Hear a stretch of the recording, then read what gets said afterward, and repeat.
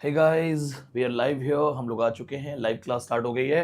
A very good evening to everyone. This is Vineet Pandey once again for the class. This is crash course. We are going to target the August exam. We have 50 days. 50 दिन है हमारे पास. हम करने वाले हैं exam को target. And as you know, my capsule contents, it was highly beneficial for the students in the last net exam. Just like that, we are going to treat some particular topics which have been regularly the part of multiple exams recently. Set exams ke kuch questions, kuch concepts. So, first thing what you have to do when you get to see a thumbnail like literary criticism or crash course, just be the part of it because it takes a lot of time to go for various thumbnails. So the important thing is wait for the class by 8:30 and let's come and talk about the topic. So very good evening to all of you. Lipika Chakravarti, Kalpana, Devinder, Sonali, Ravi Pandey, Arshia. Good evening to all of you. जितने भी student हैं. Yeah, so today's topic is a very important topic. Take pen and paper. Pen and paper ले लो क्योंकि आज का एक exclusive topic है. I'm going to teach you something which is very important and normally people don't read or don't go in the depth of that topic. So let's start Mathew Arnold. Remember when I taught you William Wordsworth earlier, for this June exam, we talked about this concept that poetry is the breadth and finer spirit of all knowledge. Just like that, Mathew Arnold came with the idea and said, poetry is the only truth we have. Poetry is the only truth. In this lecture, we are going to talk about Mathew Arnold, who was born 1822 to 1888. We are going to talk about the study of poetry. हमारा आज का topic है the study of poetry. This is exam oriented. This is a capsule content. So here I will be giving you all important facts with explanations. So I suggest you make proper notes. Notes बना लेना क्योंकि मेरा target है that you hit the bullseye. Exam को सीधा hit करो. So let's talk about these pointers. The first thing, the study of poetry. It is not an independent work. ये कोई independent work नहीं है. It was written as introduction. The general introduction to the English poets. So there was a person, he was working on English poets and he wanted to go for a general introduction. That person approached Mathew Arnold because Mathew Arnold was professor of poetry at Oxford University. So professor of poetry at Oxford University, it is a big post. ये बहुत बड़ी post है. Mathew Arnold जो था वो professor of poetry था. So T.H. Ward, this man, he was writing the book General Introduction to English Poets. Here he wanted Mathew Arnold to write the introductory part, a preface. So when Mathew Arnold wrote this thing, this was separately published. It is called Study of Poetry and here we have the timing. 1880. Please remember this point. पहले तो यही point याद करो. This is very important fact that what is study of poetry. So just the introductory part of General Introduction to the English Poets by T.H. Ward. So it will be a question in exam. It can be a tough question that study of poetry was actually written as a general introduction to something. So किसके लिए लिखा गया था? So it was written for this thing. So make sure 1880 इसका आप timing जरूर note कर लें. That's an important thing. Now, let's go for this thing. The next point that we have to write down, the Touchstone method. Here we have to write down the points. So I'll be telling you what is Arnold's definition of poetry, what is Touchstone method, and then we will go for the points again. So come back to the first page and let's go for the definition of poetry. So the definition of poetry we have is, the definition of poetry right now we have is, poetry is criticism of life. Poetry is criticism of life. Under the laws of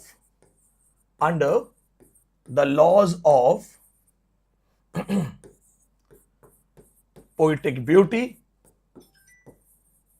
and poetic truth. Poetic beauty and poetic truth. Under the laws of poetic beauty and poetic truth. Here you have to underline certain things. Poetry is criticism of life under the laws of poetic beauty and poetic truth. So write down this definition. Make sure that you have written the definition and you are underlining these things. आप इन definitions को भी लिख लो और साथ साथ इसको underline कर लो. Along with these things, you have to write down this point also. आपको एक point और लिखना है, and that point is that Mathew Arnold is called one of the finest poet and a critic together. So Mathew Arnold is called the finest poet and a critic together. So he was a poet, he was a writer, he was a critic. When Mathew Arnold's father passed away, so it was a system that people write poetries on their family members. Mathew Arnold did not write anything. But after many years, around 15 years, Mathew Arnold wrote Rugby Chapel. Mathew Arnold wrote Rugby Chapel. So when people asked him that why did you write about your father after many years, he said, I wanted my father to be celebrated, to be adored by the greatest poet of the time. I took those 15 years to become a great poet. Now I am at that level. This kind of writer was Mathew Arnold. So the finest critic, the greatest critic as a poet, the greatest poet as a critic. So greatest critic as a poet, greatest poet as a critic. Now what is poetry is criticism of life. Arnold simply says that poetry is the only way out to see the truth. Poetry khud hi satya hai. Poetry is the only truth. So poetry tells us the demerits of life. Poetry teaches us to stay away from all type of materialism, artificialities. So poetry जो है वो life का criticism है because it wants to be purified. But when poetry talks about the truth, poetry makes sure that it has poetic beauty. What is poetic beauty? Poetic beauty is poetic literary devices. How a person becomes beautiful using jewelries. So in a poetry, how the poetry becomes beautiful? Literary devices. Literary devices are the jewelries. So using poetic beauty and poetic truth. What is poetic truth? The universal truth, the ultimate truth. Remember this thing that Mathew Arnold was the follower of classicism.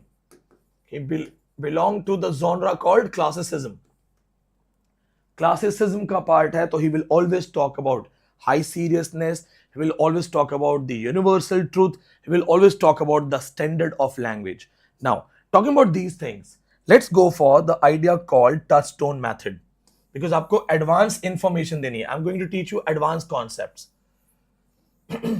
So what is Touchstone method? See, before Mathew Arnold, it is Joseph Edison who has also used Touchstone method. So if you want to write this thing, you can mention this thing. Most of the people don't know about this thing, that Joseph Edison, the writer of Spectator magazine, he has also used this thing, the Touchstone method. He has also used Touchstone method, but he did not coin the word.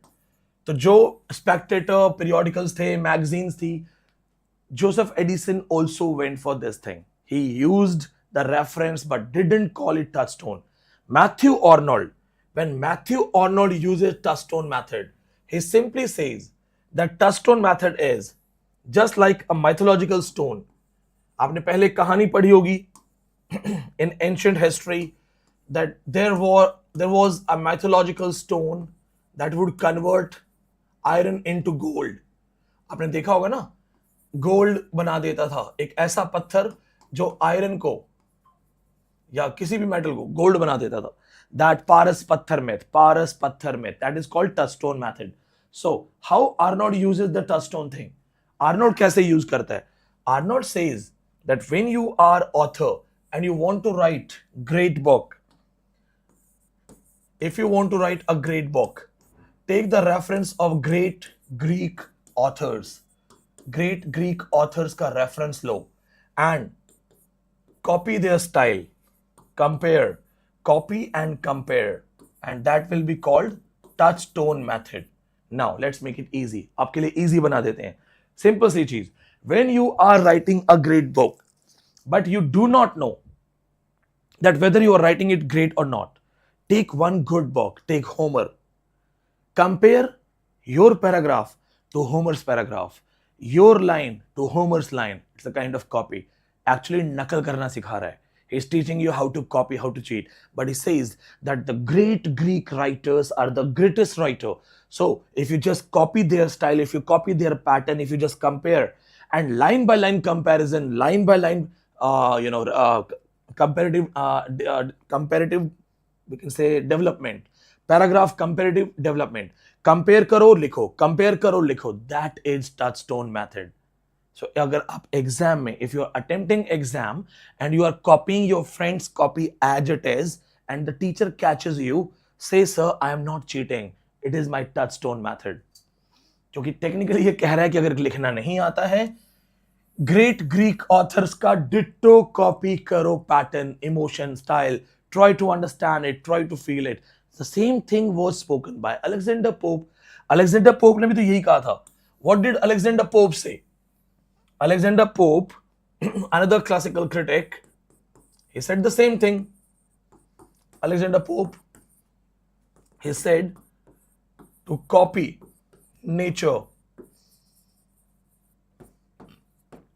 is to copy them. To copy nature is to copy them. Alexander Pope said the same thing. To copy nature is to copy them. So who is them here? Them stands for great classics. इसने कहा था अगर आपको original writing copy करनी है तो great classics को copy करो. So the idea of imitation, idea of copy is already there. It started with Plato. Plato के साथ ही शुरू हो गया था the idea of. It simply started with Plato. This is also called the copy concept और mimesis concept. इसे mimesis भी कहा जाता है, mimesis theory by Plato. So now you have understood what is touchstone. Take grade box, compare line by line, compare paragraph by paragraph, use of literary devices, compare each and everything, and then you write. It becomes great touchstone method. अब आता है सवाल. Now, the very important thing, as you have understood, we have to go for some important points. This is a capsule content. अब आपको कुछ points लिखने हैं. So let's go for these points one by one. To deliver this lecture, I was studying Mathew Arnold once again. तो जो मुझे आता है वो तो पढ़ा ही पढ़ा. But when I was going through the AP set and last Jammu Kashmir set, I got some questions. So I have developed those questions for you all. तो यहाँ पे AP set और JK set, Jammu Kashmir set के PYQ questions भी आपको solve हो जाएंगे. Now see this point. The touchstone method, when Mathew Arnold talks about the touchstone method, he takes reference of 12th and 13th century French writers and compares their writing with Geoffrey Chaucer's writing. तो आपको पता है चौसर के बारे में Arnold क्या कहा था? First point to be noted that 12th, 13th centuries French poetry was compared to Chaucer. So it will be a tough question. Mathew Arnold talks about touchstone, and to define touchstone, he compares a poetry to Chaucer's writing. Option A, Italian poetry. Option B, French poetry. Option C, German poetry. Option D, something else. So here you will have to understand the French poetry of 12th and 13th century. Arnold took it as an example to compare with Chaucer. And he said that Aristotle praised high seriousness, but Chaucer lacks high seriousness. Chaucer जो है उसमें high seriousness नहीं है. Second thing, Arnold says to use the touchstone, we can take some writers. These are the list. This is a question of Jammu Kashmir set exam. So people thought that it's only Homer. No. He says that Shakespeare, Milton, Homer, Dante, these people can be used as the great writers for touchstone method. इनके नाम note कर लो. So who are the great writers according to him? Dante, Homer, Shakespeare, Milton. Their works can be used as touchstone. But please remember, when he talks about this thing here, he says that while Arnold praised high seriousness, he said Aristotle also defended the high seriousness.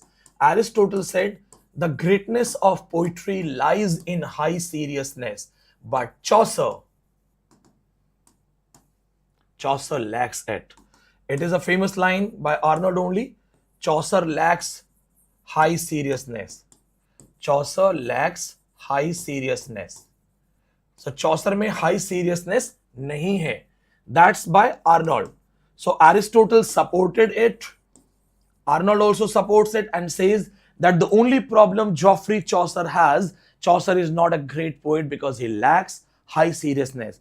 his content, his poetry is not serious.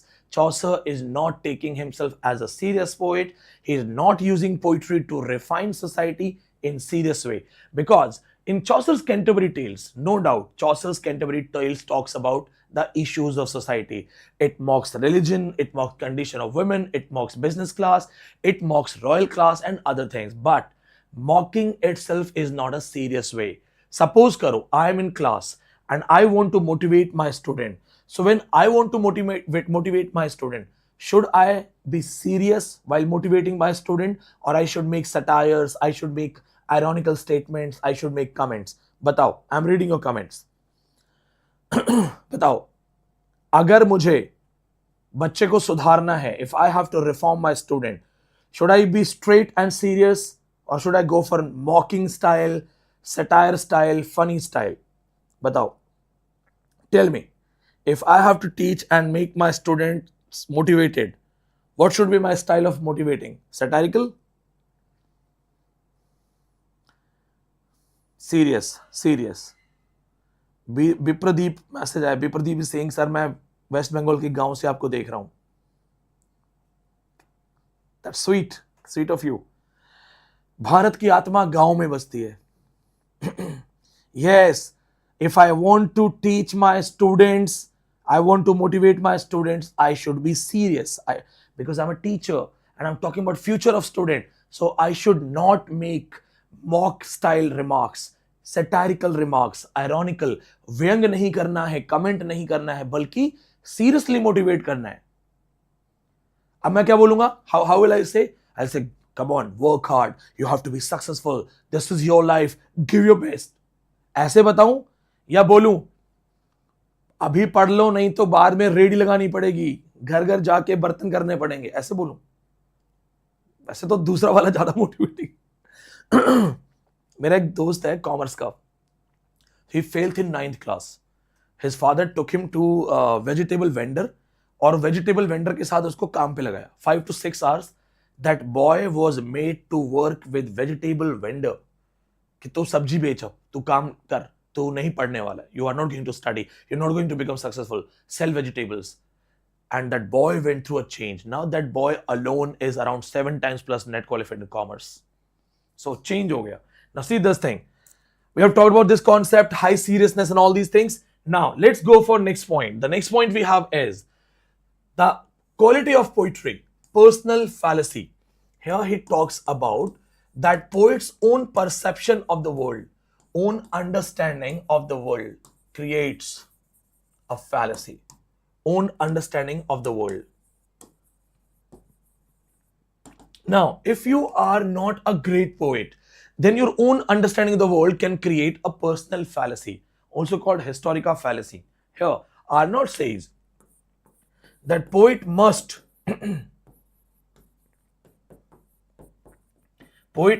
free himself from all worldly affairs. To be a good poet, you must be freed from all materialistic things, all social connections. You have to become universal figure. You have to feel that you belong to the world. You are a worldly soul. तो आपको विश्व आत्मा बनना पड़ेगा, विश्वात्मा बनना पड़ेगा. Poet must free himself from all worldly affairs. Otherwise, poet's own understanding can create an error, can create a kind of fallacy, that is personal fallacy. So here it is the difference between ordinary poet and the great poet. Ordinary poet can make mistakes, and that will be his personal fallacy, but the great poet will liberate himself from all artificialities, from all types of materialism, and the great poet will be a worldly soul. अगर आपको कुछ महान काम करना है, if you want to do something really big, then you must detach yourself from all those materialistic things, all those individual connections where you can get biased and become a worldly soul. विश्व आत्मा के level पे आपको जाना है. So that's a point to be noted. Do not forget that. The next one we have is poetry as a spiritual force. Arnold calls poetry a spiritual force. Poetry itself can take you for spirituality. The moment you are chosen to be a poet, Arnold believes in this thing. Arnold believes in this thing that the poets are gifted. So only in rare case you have to work hard to be a poet. So if you have been chosen by the poetry naturally will take you for spirituality. And poetry itself has the high order of excellence. There is nothing beautiful, nothing better than the poetry. Arnold says poetry is better than religion. ये भी याद रखना. Poetry is better than religion. That's the point of Arnold. You have to connect that. And poetry has higher destiny, high standard, higher destiny. Poetry itself is the truth. Poetry itself is the oversoul. Poetry itself is the excellent thing. So all truth means poetry only. So poetry has higher density, destiny, high order of excellence and spiritual force.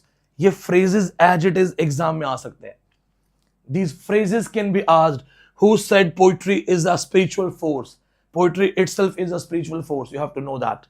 Who said poetry has high order of excellence in inverted comma? Mathew Arnold. Who said poetry has higher destiny? Mathew Arnold. ये points आपको as it is याद करने हैं. It's very important. Then comes the reference. This is one of the very unique question and we have to write down these things. ये बहुत important fact है. Arnold criticized French critics. So this can be a question. Name the French critic who was criticized by Arnold. Whitehead. This French critic, Whitehead, was criticized by Arnold. Why he was criticized for Arnold? काम ही ऐसा किया था. He was doing this thing. That's why he criticized. What did he do? Whitehead praised this famous Anglo-Saxon epic, Chanson de Roland. So write the name. Chanson de Roland, the famous Anglo-Saxon epic. It was sung by Turoldus, Turoldus. It was sung by Turoldus. Chanson de Roland, one of the greatest Anglo-Saxon epic, sung by Turoldus. It was praised by Whitehead. And Whitehead said that Chanson de Roland by Turoldus is superior. It is better than Homer's Iliad. उसने कहा Homer के एलियड से better तो चैंसन D Rowland है. The heroic romance, medieval heroic romance of Anglo-Saxon. Now the question comes, you should write it. Who is Turoldus? Turoldus was a singer. He was a singer in the army of William the Conqueror. And William the Conqueror, when defeated Harold Godwinson in the Norman conquest of 1066, he celebrated the victory by singing a song. So this heroic work, this heroic epic, the epic, medieval epic, was actually sung by a soldier, a singer soldier in the army of William the Conqueror, the winner of Norman conquest. So in Norman conquest 1066, William the Conqueror, we know the history, right? I believe you know the history. Edward the Confessor, the greatest king of Anglo-Saxon, had no successor. So जो Edward the Confessor था, उसका कोई बेटा नहीं था. When Edward the Confessor died, Harald Hardrada, he came from Norway. And by the same time, Harold Godwinson became the king. Harold Godwinson was the brother-in-law of Edward the Confessor. Harold Godwinson became the king. But Harald Hardrada, Harada, he came from Norway. He was the king of Norway. And he defeated Godwinson and became the king of Anglo-Saxon England. Then Harold Godwinson, after some time, attacked Harald Hardrada again, killed him and became the king of Anglo-Saxons. So who became the king of Anglo-Saxons? Harold Godwinson. He claimed the throne again. But this was the time, 1066, the Norman king from France, William the Conqueror, he attacked in 1066 and that became Norman conquest. William the Conqueror and Harold Godwinson, they had a fight which is called Battle of Hastings. It was fought there. Harold Godwinson was a strong king. And they were, he was almost going to defeat William the Conqueror. But William the Conqueror played a trick. William the Conqueror played the trick. What was that trick? William the Conqueror with his people, they started celebrating, beating the drums that we have killed Godwinson. Godwinson is dead. We have won the battle. Godwinson's army started leaving the battlefield. They started fleeing away. सब भागने लगे. So Godwinson went to some place which was a high place, and he removed his helmet to show to his soldiers that I am still here. I have not gone anywhere. This was the time all the archers, shooters, they were waiting for this time. William the Conqueror commanded those archers to attack Godwinson. Godwinson removed his helmet to show his face. All these arrows targeted him. One arrow went through straight in his eye, penetrated his head. Harold Godwinson died. William the Conqueror became the King of England, King of Anglo-Saxon Norman England in 1066. So this victory was celebrated by the soldier singer Turoldus by writing Chanson de Roland. French writer Whitehead, French critic Whitehead said, Chanson de Roland is more heroic, more epical than Homer's Iliad. Arnold criticized him for this thing. This is the tough question which has recently been asked. Point to be noted. ये note कर लेना. ये बड़े बड़े JRF को भी नहीं आता होगा. Now, this is very important. Important points, make notes. When Arnold talks about the Touchstone method, he mentions this thing, that what are those important Touchstone methods that can be taken as an example. Arnold himself gives us the example of Touchstone. The questions have been asked. Pick the odd one out. Question ऐसे आया है, pick the odd one out. So write down this thing. The first reference of the Touchstone method, famous examples by Mathew Arnold. Helen's words about her wounded brother. So when her brother is fighting in Trojan War and her brother gets injured, how a sister is lamenting, how a sister is conveying her painful emotion, her sad words for her brother. That is one of the finest example of Touchstone method. Second, when Zeus addresses the tired horses, Zeus addressing the horses of Peleus. Peleus के जो horse है वो थक गए हैं, तो भगवान Zeus जो है वो नीचे आके उनको address करते हैं heroically कि give your life, run, save him, and then sacrifice your life. So Zeus gives the Zeus, who is the Zeus? The god of gods. So he addresses the horses of Peleus. Another example of Touchstone.